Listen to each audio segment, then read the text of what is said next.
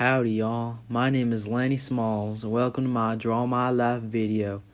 Today I'll be talking to y'all about my life from the very beginning to the very end. Me and my best friend George Milton were living and working out in Weed before I saw a pretty little lady in a red dress. I stuck my hand out and I just couldn't let go. I mean, what was I supposed to do? Just let the pretty little thing go?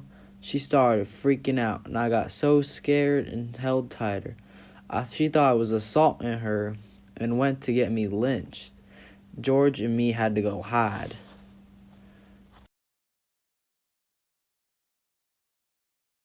The hand motif is strongly emphasized here, as it is the beginning of George and Lennie's problems. This event is the catalyst for the rest of the story, because without this, George and Lennie never leave and never go to the farm. This shows the importance of the hands in the story because of how they heavily impact George and Lennie.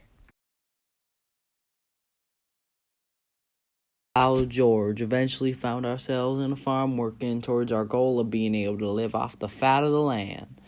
Me and good old George met some fine folks in our new workspace. Let's see, there was the boss, Curly and his wife, Carlson, Slim, Candy and his dog, and Whit. After a little while, Slim gave me a nice little puppy to pet. Carlson eventually went out and killed off old Candy's dog with his Luger. Steinbeck's hand motif is arguably at its strongest when the characters are being introduced. The way the hands are described in these scenes represents their social status on the farm. When the boss comes in, his hands are described as being hooked on his belt, which gives him a more sizable figure compared to the other characters, making him seem more powerful. Then onto Curly. Curly as a character tries to be the most dominant man in the room, as shown when he challenges Lennie. Curly's hands, however, prove to be the most interesting part of his character. His boxing abilities show that he's a strong-minded person as he's a boxing champ. But the Vaseline glove tells us that even though he may be strong on the inside, he is weak and soft on the inside. Curly's wife, on the other hand, is generally disliked by the men. And when looking at her hands, they are portrayed as clean and have red fingernails, showing that she does not do any work on the farm and is not a very powerful character. Now looking at Carlson, he's a very strong-minded character, as shown when he is willing to kill Candy's dog. Even though his hands themselves aren't described in great detail, they are much better explained through the actions that he commits with them. As I just said, he kills Candy's dog by shooting it, which is a hand motion, showing that he's willing to use his hands for more drastic measures. Then, as Slim is introduced, his hands are described as being strong, and this is very well emphasized by the fact that he's a kind of leader to the other farm hands. For example, he has the final say in whether or not Carlson is able to kill Candy's dog. Now, noticing Candy's hands, or lack of a hand, we realize that he's just kind of kept around to sweep the bunkhouses and really is just there because he's so old the owner wouldn't want to get rid of him. His lack of a hand represents his lack of work ability, and it also shows his lack of power as Carlson is able to just take his dog away and kill it. And last but not least, Whit. Whit is a very minor character in the story who is very rarely mentioned overall. However, what's important to note here is that his lack of a hand description shows us that he's not a very important character. And once again, this goes hand in hand with the fact that he's barely ever mentioned. He's not important because his hands aren't mentioned at all. That's me right there, crushing Curly's hand.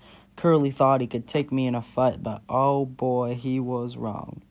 Slim told him that he better not tell nobody that I broke it or he'd be the joke of the ranch. Guess that stupid little glove full of Vaseline couldn't protect him after all.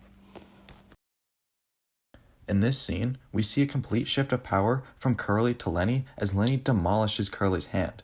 Before this, even though Curly had no real power, he was still in a way feared by the men because he was so good at boxing and they knew that he would beat them every time. But now that they saw Lennie completely destroy him, it shows that Curly's power is breaking and Lennie is now essentially the most feared person on the ranch because he was able to beat Curly in a fight.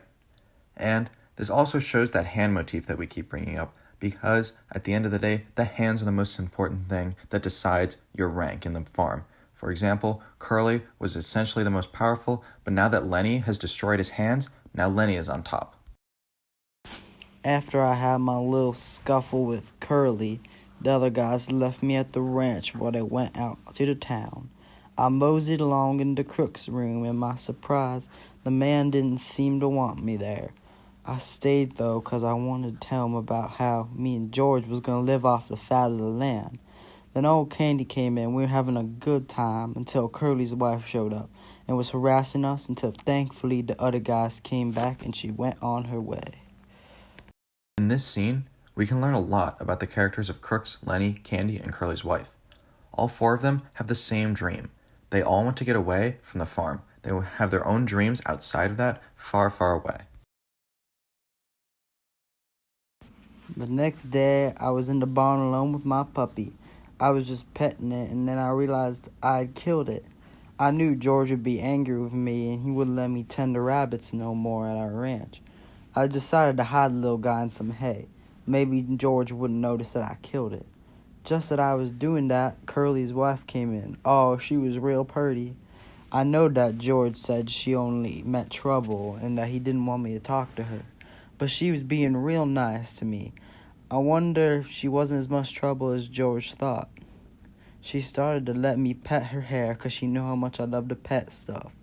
I was so soft. She kept telling me that I was going to mess it up, but I still couldn't stop.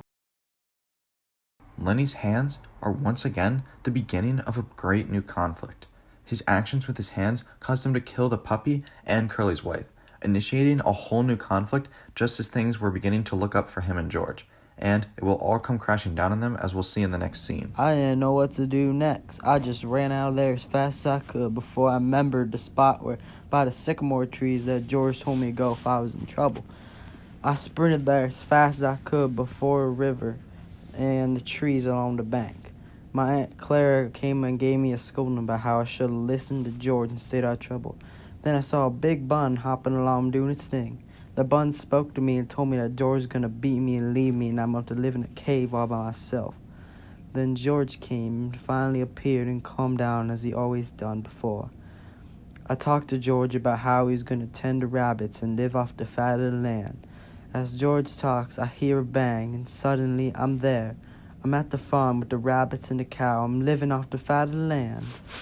In the end, George is forced to kill Lennie because he knew he would regret not doing so, similar to how Candy regretted not killing his own dog. The hand motif is very relevant in this scene. There is the obvious that George kills Lennie with his hands, but there is also this idea shown that hands are just the dirty workers.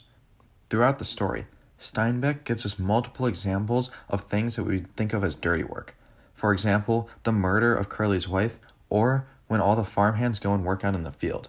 All of this is typically things we think of as dirty or messy, all of which is done with our hands. Furthermore, the hands represent a sort of hierarchy on the farm, as the characters like the boss and Slim are described as having strong and powerful hands, while other, weaker, or less important characters don't have nearly as explicit definitions of their hands.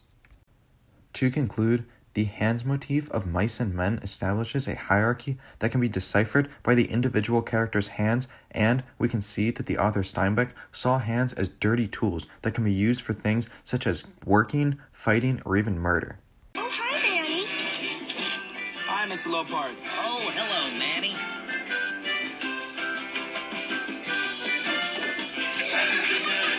Come on, George.